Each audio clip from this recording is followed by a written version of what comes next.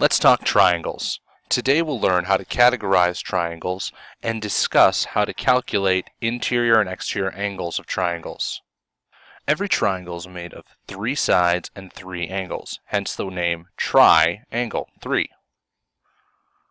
The largest angle is always directly across from the largest side.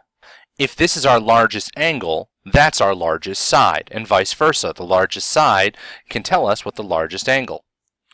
The smallest angle is always directly across from the smallest side, and so forth and so on. Triangles have 3 interior angles, but they also have exterior angles.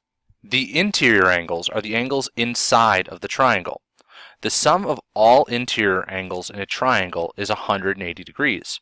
So if I add up the measure of angle 1, angle 2, and angle 3, I get 180 degrees. Interior angles are inside the triangle, exterior angles are outside the triangle. They exist by creating angles when we extend the leg of a triangle. So in this case, angle 4 is an exterior triangle. You could extend any of those legs to make other exterior angles. Based on what we know about angles, measure of angle 3 and angle 4 are a linear pair. They add up to 180 degrees. So we automatically know that if I add an adjacent interior and exterior angle, it should add up to 180 degrees. These angles are supplementary. This is not a new concept. However, if we add the 2 interior angles that are across from the exterior angle, so 1 and 2, add up to the sum of angle 4. So by adding the 2 interior angles that are not adjacent to the exterior angle, we can find the measure of the exterior angle. Let's apply these concepts to find some missing angles in a triangle. We're given that that measure is 30 degrees and this angle is 48 degrees. Find the third interior angle. In order to find that, I need to remember that the sum of all angles inside or interior angles inside of a triangle adds up to 180. So measure of angle 1, angle 2, and angle 3 added together equals 180. I know that I have 30 degrees, 48 degrees, and then an unknown. I could replace that with x or leave it as angle 3. So now I can combine the 30 and 48. That gives me 78. Now it's just a one-step equation. What's happening to my unknown? I'm adding 78, so I'm going to subtract 78 from both sides. This means that angle 3 would have a measure of 102 degrees. This diagram is not to scale. Based on this, I now have 2 ways to find that exterior angle. I know that exterior angle and its adjacent interior angle add up to 180. So I could just do 180 minus 102. But let's say I found the exterior angle before I found 102 degrees, my third interior. I could simply take those 2 interior angles that are not adjacent to the exterior angle and add them up. 30 degrees plus 48 degrees equals 78 degrees. I can always check that by making sure that 102 plus 78 equals 180, because adjacent interior and exterior angles are linear pairs. They're supplementary. They add up to 180 degrees. Let's try another example. We're given that this exterior angle is 124 degrees and this interior angle is 70 degrees. We always have to base our work on what we're given. We're given 1 exterior, 1 interior. If I was asked to find the interior angles, I don't have enough information to use the sum of interior angles.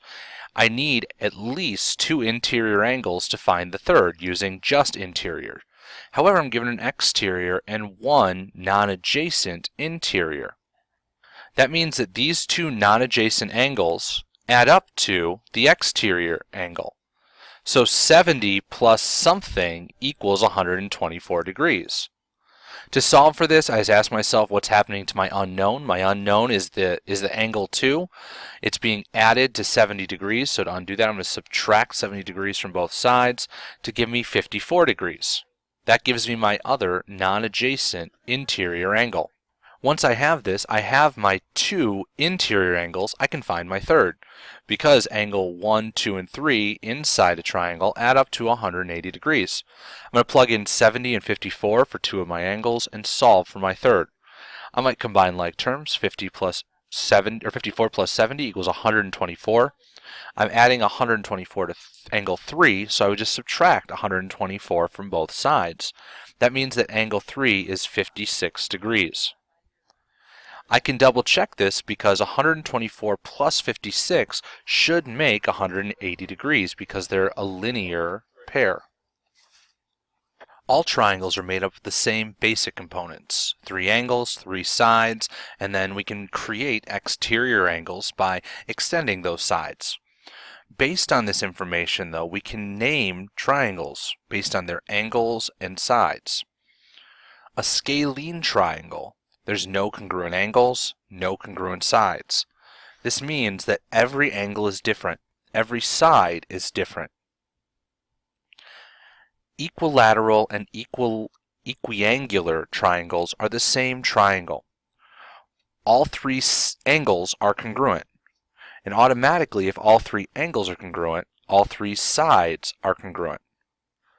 So this is why we can mark that as having 3 congruent sides or having 3 congruent angles. Isosceles triangles have 2 congruent sides, and as we saw with equilateral, equiangular, if you have congruent sides, the angles directly across from them are also congruent. So we're going to have 2 congruent angles directly across from the congruent sides. These angles are often referred to as the base angles, and the sides are often referred to as the legs.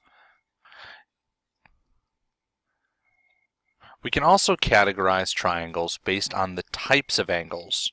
If all 3 angles are less than 90 degrees, we have an acute triangle. If we have one 90-degree angle, we automatically have a right triangle. That means one of the angles is 90 degrees. It means the other 2 have to be less than 90, as their sum is automatically 90. Obtuse triangles have one angle that is larger than 90 degrees. Unlike acute triangles, not all of the angles have to meet the obtuse qualifier. It would be impossible to have three angles in a triangle that are larger than 90 degrees. So with an obtuse, you end up with one larger than 90 degrees and 2 acute angles, smaller than 90 degrees.